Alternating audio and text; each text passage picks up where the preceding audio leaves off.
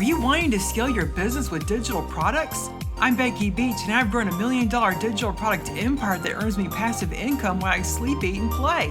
Join me each week as we grow our digital product businesses together. This is the Becky Beach Show.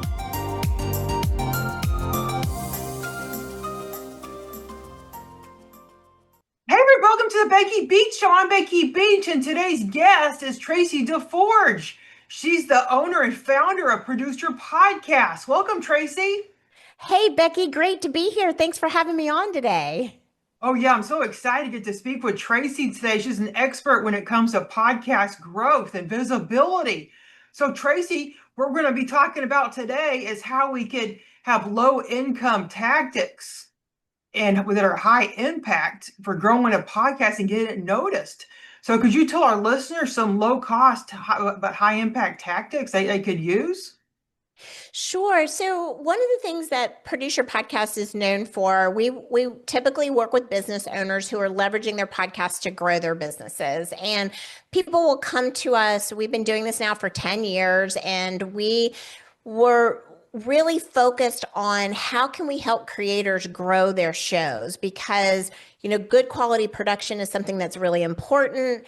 But then what, right? So a lot of times when businesses will come to us, they're experiencing like a stagnant. Their podcast has maybe reached a certain level. It hasn't grown any further. And they're like, what now? So one of the first things we will do during a podcast audit, for example, is we'll identify some of those barriers to growth. One of the very first things that we notice is that they may have launched their show maybe a year ago or 3 years ago, 5 years ago, and they just never went back and looked at their podcast settings. So, this is like a literally no cost free thing that you could do today that could actually break some of your audience growth barriers. You can look at the back end of your hosting platform where you host your podcast, and you can check your show settings. Are they aligned now with the content of the podcast that you're putting out? Maybe when you launched the show, you were thinking I was going to talk about one specific thing, and maybe the show has evolved and grown, but the categories were never revisited when you set it up. And another thing that's really, really important is that a lot of times people will look and they'll launch their show with a show description that might be only 2 or 3 sentences long. Maybe it's only 150, 250 characters, which is fine for how the platforms will truncate the data. But what people don't really realize is that you could have 3,000, 3,500 characters of space in your show description, and you can utilize all of that. And so it's one of the things I guess that I want to just say to everybody is that your podcast is not a set it and forget it. It's something that you can go back to, something that you can revisit in terms of your show settings and your show description, and make sure they're optimized for what's currently going on with SEO. Oh yes, love that. Yeah, I'm trying to log into my Buzzsprout because you said there's analytics, because that's where my podcast is currently hosted. So you said if you log into your podcast host, you can find analytics there. Yeah, I've never done that before.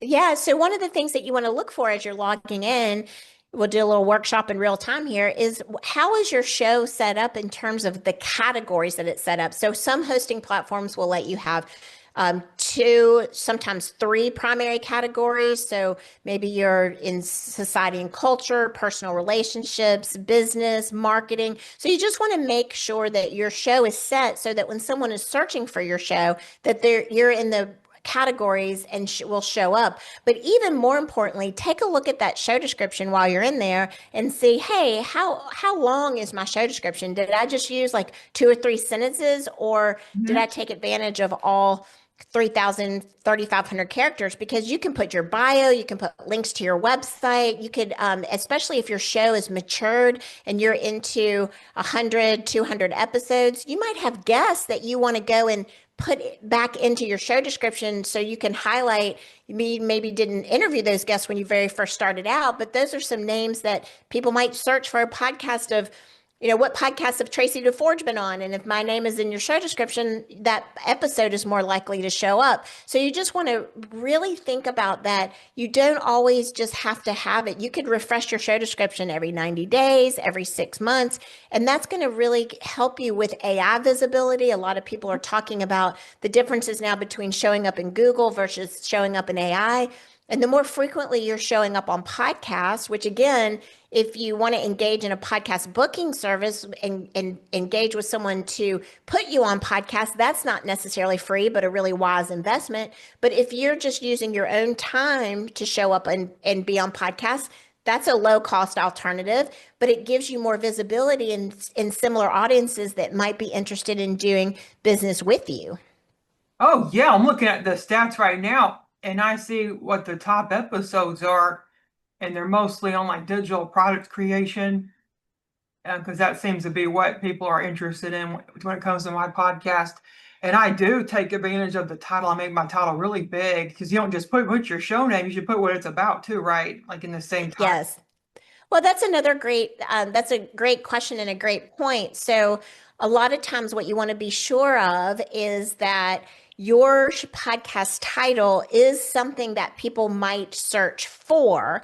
So, and if it's not, an example that I like to use, like right now, we have a show in launch, and the show is going, when it launch, is going to be Beyond the Bell, but it's a show that is going to help entrepreneur startups pre-IPO, post-IPO. So we will put a tagline of sorts, if you will, on the back end of the show settings that will determine and outline that the podcast is a podcast for entrepreneurs pre and post IPO. So that is if someone is searching for a podcast about going public or taking your business public, Mhm. then you're going to be more likely to show up. They may not search for Beyond the Bell. That's really important if you're focused on the Apple and Spotify platforms, especially. Apple specifically will you'll be discovered in Apple specifically by the name of your show and the author tag. So you also want to be sure that your author tag is current with your name as the host.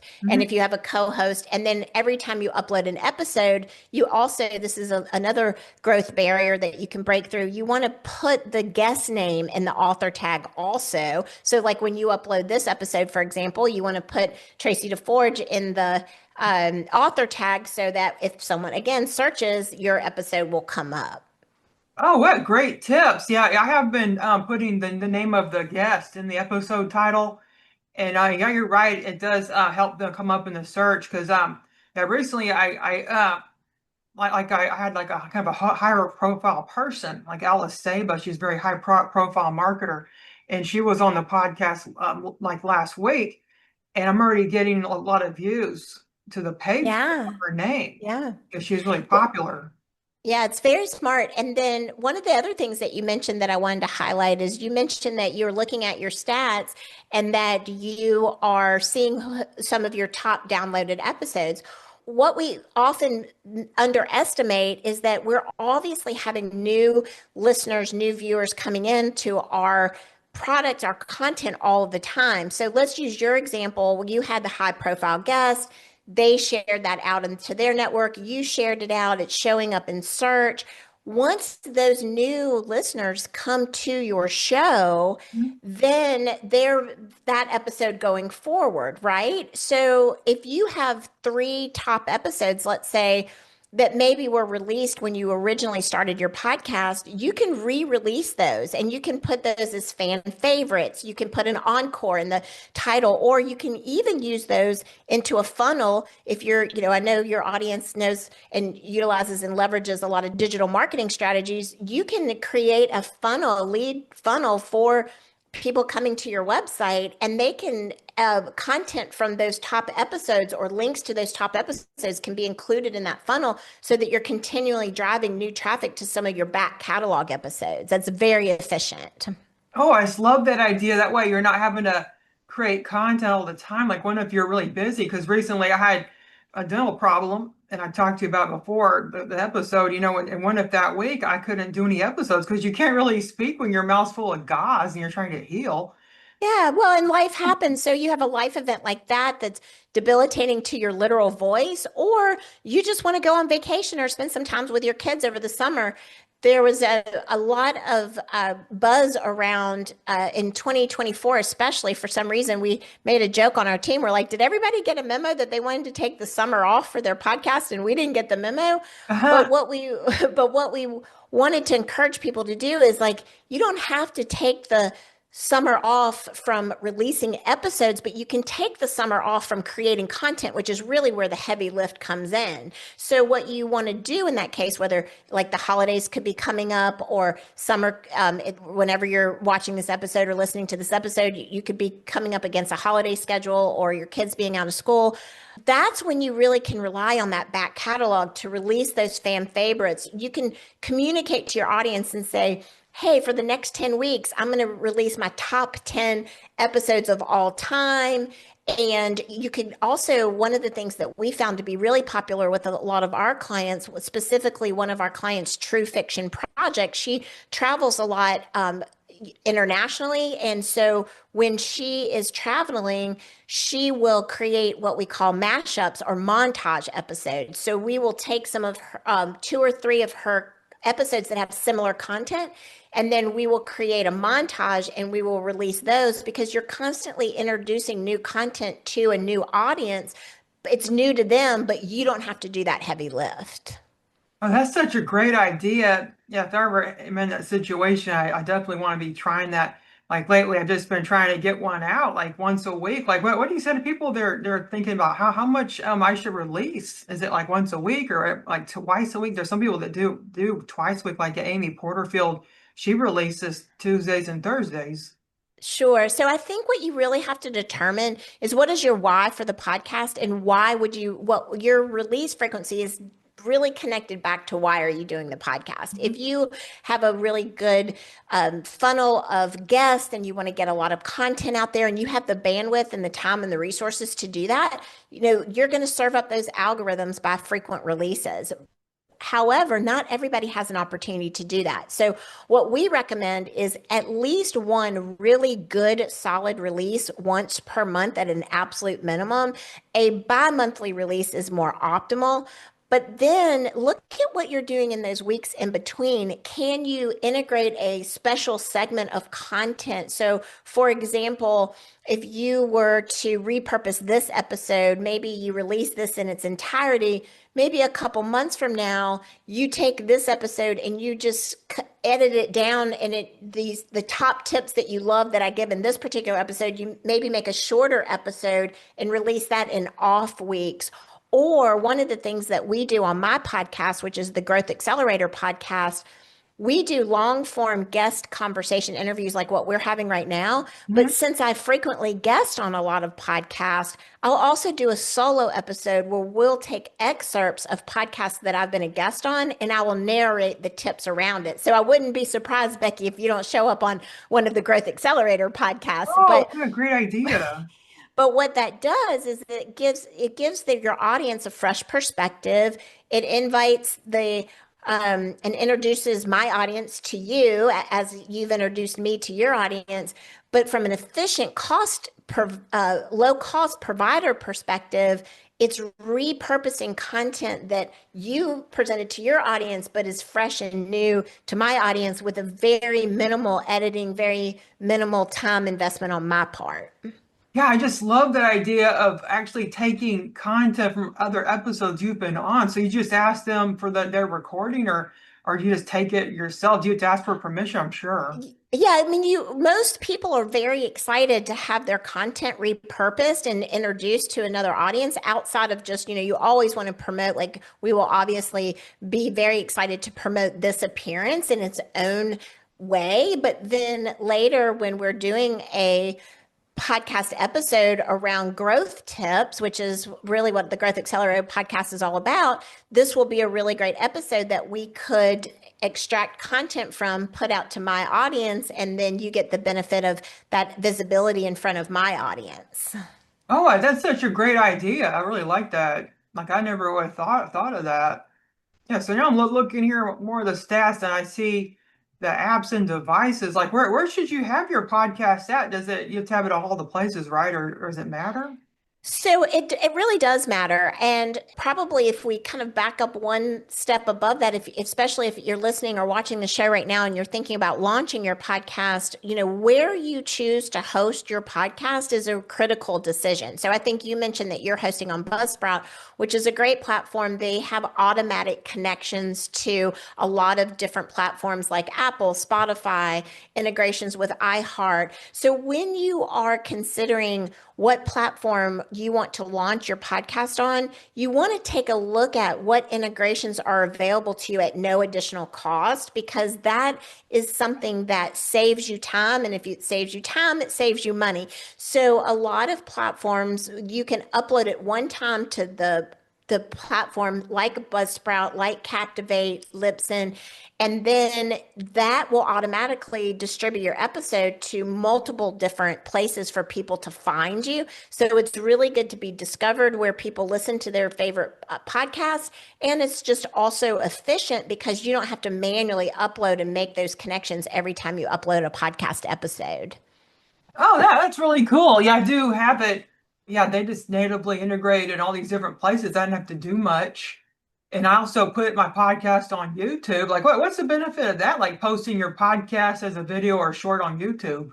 With YouTube right now is that, like I said, Produce Your Podcast, we've been doing this now for 10 years. And so I've seen the industry really dynamically shift over the last decade.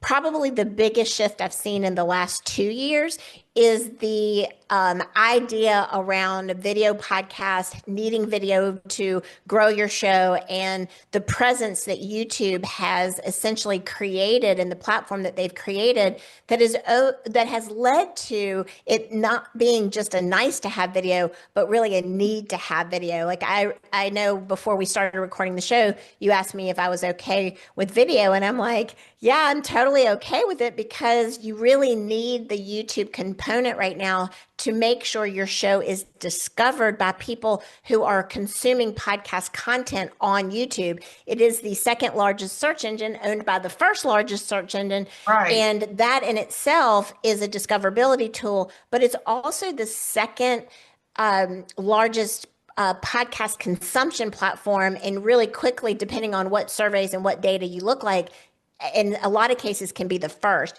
So does that mean that you have to have a fully edited, professionally edited video every time you release an episode? No, but what it does mean is that you need to integrate some video into your channel, as well as using the clips for shorts, and making sure that those shorts, the video shorts, are linked back to the full episode. That's a piece that a lot of people miss. They'll upload the episode to YouTube. They'll upload their shorts to YouTube. They'll get like maybe 10x more views on their shorts than they do on their actual episode. But the opportunity was really missed because on the back end, when they uploaded the shorts, they didn't tag it properly or connect it back and link it back to the full episode. So they missed out on the possibility of introducing their long form content to a whole new audience. That is like, yeah, that's just really thought provoking. I'm sure everybody listening is like, wow, like how could I get started, doing this? Like, is it hard to have a podcast? Like, what do you think?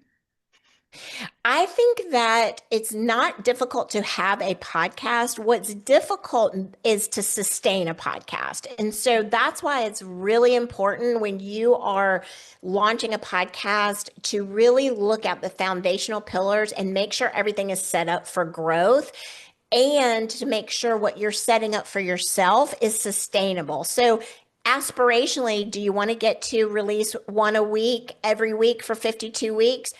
Yes, I mean, that would be amazing. But look at your schedule, look at the time you can spend towards it, look at whether or not you are able to invest in a partner to support you with that, and then make that decision, because it's a lot easier to start with 1 to 2 episodes a month and then add to it than it is to set that expectation with your audience that you're going to release once or twice a week and then not be able to sustain that and then have that fade away. So, we talked about the importance, if you're launching a podcast, to really evaluate your hosting platform partner. That's very important. And secondly, It's also very important to establish your own bandwidth, your own time, how many resources you can allocate to it. And then three, be sure that once you're investing the time and energy and focus into creating this content, that you repurpose it and use it in other areas of your marketing strategy, because that's really how the show will grow. And I know you're really great at doing that by creating clips and repurposing content in other areas once you record the episode. I think you do a great job of that, Becky. Oh, thank you. Yeah, I always believe in having like multiple uses for your content because I'll spend just an hour with you today. And then I got content for like a transcript. I use Descript to transcribe the podcast. And then I put that on my blog. And then I go about, using Opus Clip AI. And I'll have links to all these programs I'm mentioning in the show notes at beckybeachshow.com. And I go there, and then I make little clips, and then it will actually rank your clip because based on what we've talked about thus far, it will rank what we've spoken about, and then it'll rank the clips in order to, or be like 99% is the best, all the way down to 1%. And I'll put the 99 and like 98% clips on all my social media, like the Instagram shorts and Instagram reels and YouTube shorts and all that. So it can really give you a lot of life for your content. Yeah, definitely. Wow, this has been great. So do you have any more tips on how someone could grow that they probably haven't thought of? I'm full of tips on how you could grow that you may not have thought of. Okay. I think what we were talking about earlier is when you show up on other people's podcasts outside of your own podcast, that's something that can sometimes the value of that can be underestimated. But I'm a big advocate for not only blocking time in your calendar to create your own content, but as part of that content creation, blocking time in your calendar to make appearances on other shows who may have similar audiences or audiences who could be interested in doing business with you. So I think that's definitely number one, because then, like you said, you repurpose the content from your own podcast. But as we discussed earlier, then you can repurpose the content from guesting on other shows as well. So that's a double win. And then the second thing is that really take the time to focus on your show notes. You mentioned that you were going to be putting links in your show notes. That is something that gets misunderstood by a lot of content creators. They think it's a place they can take a shortcut. They think it's a place that that they can just throw together or put one or two sentences up. But the show summary is the most content rich from a discovery and an SEO optimization standpoint.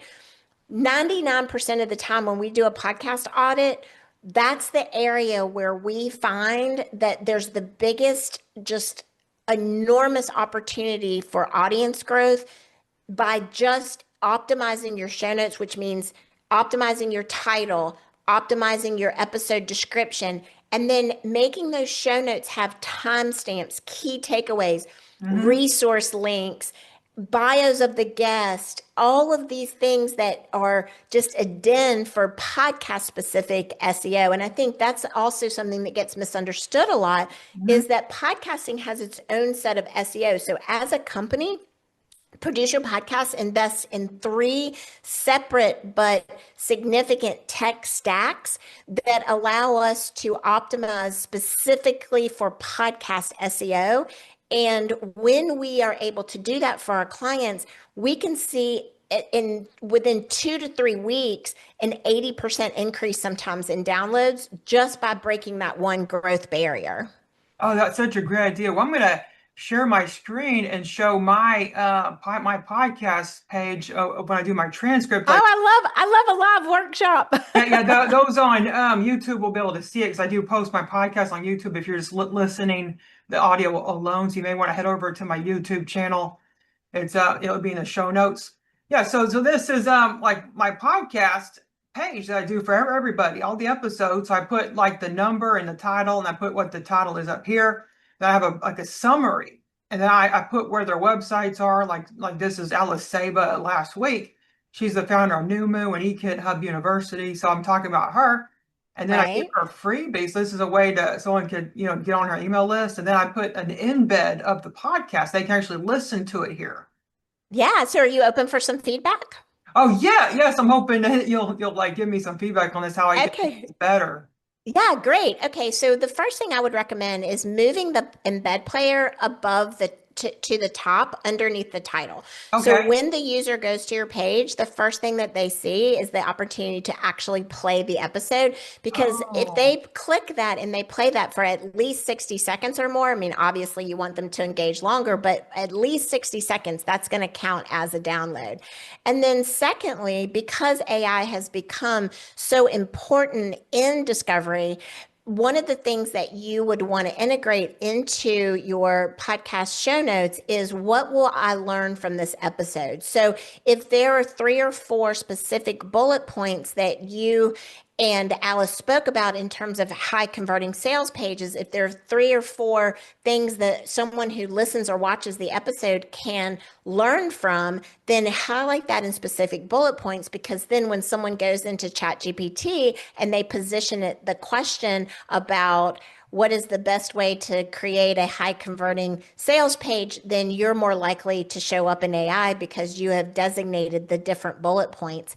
And then a third point that I would suggest in here is to take some of that content and put key takeaways or what will I learn or what you will learn from this episode, and then 3 or 4 timestamps. So you could put your timestamps in, and then again it would say the very specific things that are talked about at different points in the episode, but those again are going to really serve up the AI, the chat GPTs, the Claudes, the AI platforms, because those are likely going to be points that people may be asking questions about in the AI platform. So if you were to just make a couple of those tweaks by moving up the embed player, Huh? by highlighting what someone will learn, and then putting 2 or 3 timestamps, you're going to absolutely be better optimized for search. Oh, that's a great idea. So then I put her bio here, and then this is the transcripts, and I try to clean it up because sometimes it gives a mess. So I try to look through here, and it puts like timestamps, like Yeah. scripts. So I But I try to think clean it up. you could even extract some of those timestamps out of that transcription if you're putting the time into doing that. But what Google really loves the show notes. They like the transcript, and that's a good thing to do. But it's better to spend your time in actually creating content versus the transcript, because they'll recognize that in a more swift way. Okay. That's a pretty cool insight. And this is the actual podcast page because I direct them to BeckyBeachShow.com. So they see Uh this, huh. and they shows them places they can listen to it. And then I kind of talk about what it's about, how to watch it on YouTube. And these are the episodes they can just flip through here and listen to new episodes. Yeah, that's amazing. And Well, there's and one thing I links. wanted to point out that I thought you did really, really well, that a lot of content creators actually miss a big opportunity on, which is when we very first started doing this exercise, you made a very specific point that if you're listening to the show, you may not be able to see these website screenshots that we're talking about. So you guided people, if you were listening, to go to the YouTube to actually view it, where that is something that makes a listener feel very included in the conversation Yeah. versus excluded. And I love to cite this example because most everybody, if you are or you aren't a Taylor Swift fan, you probably heard about her making a podcast appearance on the New Heights podcast. And if you watched it, then you had a fabulous experience because she debuted the Life of the Showgirl album art Oh, on the podcast. But if you yeah. were listening to the podcast, she's not a typical podcast content. She's an amazing content creator, amazing businesswoman, but never appears on podcasts. So she didn't have the insight to know that if you're listening to that podcast, you as a listener did not feel included because there was no description of what that album cover looked like. So if you want Yeah. to see the difference between what you just did, which was A plus plus, Oh, thank you. versus what not to do, there's very few things in Taylor Swift's world you can say what not to do, but that one was a miss. Oh, yeah, better than Taylor Swift. Just playing. Right. And now we're going to come back to another workshop moment. Now that we've mentioned Taylor Swift in this episode, I just gave you a great opportunity to have in the resource links of your show notes, if you add a section called resource links, if somebody mentions a movie, a book, or their own products and services, but we mentioned her album and we mentioned their podcast. So now you can hyperlink to that episode of New Heights and to her album on Spotify. And now you have backlinks in your show notes. Oh, that's a great. I haven't been putting backlinks too often like that. So that's a great idea because I do that for my blog. I started off as a blogger. I've been doing this blog for 10 years and I didn't think about doing it for my podcast too. That's really a great idea. So Traci, where can people find you so that they can connect and learn more? Oh, thank you so much for asking. So I very much encourage you to check out produceyourpodcast.com. We have a lot of blog posts that share some of these tips that are there. You can find other podcast episodes where I've appeared and shared tips, and you can set up a free consult call to continue this conversation. If you like the tips that I'm giving and you want to learn more about how to grow your podcast or your audience or your business through a podcast, just go to produceyourpodcast.com. I would love for you to connect with me. Yeah, I'm looking at her page here and she's a media page. And that's really smart to do, is to put all the different podcasts you had mentioned on, because I need to do that because I've been mentioned on many podcasts or been on it and I haven't been doing this. Yeah, well, we'll be happy to add you, Becky, to our page when the podcast episode comes out. Oh, great. And then she has all this artwork too of each of the episodes. Wow, this has been great. Thanks so much again for being here today, Traci. And make sure you guys go to the show notes at beckybeachshow.com and also Traci's site, produceyourpodcast.com. Well, thanks again. Do you have any last words for today's listeners? Yes, I would just encourage you, if you felt overwhelmed by all of the possibilities we talked about today, just choose 3 and pick the first one, have that one be the one that's the easiest for you. And then just pick 3 and just start where you are and don't get overwhelmed, because any of the changes that you make are going to help to grow your show. So just start with one, then add another one, then add another one, and continue to build on the momentum that you're creating. But just don't get overwhelmed and keep going. Oh, that's really great advice. I can see people, getting overwhelmed because we did discuss a lot of amazing tips today. Well, again, thanks everybody. Make sure to go to beckybeachshow.com. Well, have a great day. Goodbye. Bye. Thanks so much for listening to the Becky Beach Show. Please check out the show notes at beckybeachshow.com and my membership, businessbeachclub.com, to start and scale your own digital products business. Have a great day. See you next time on the Becky Beach Show.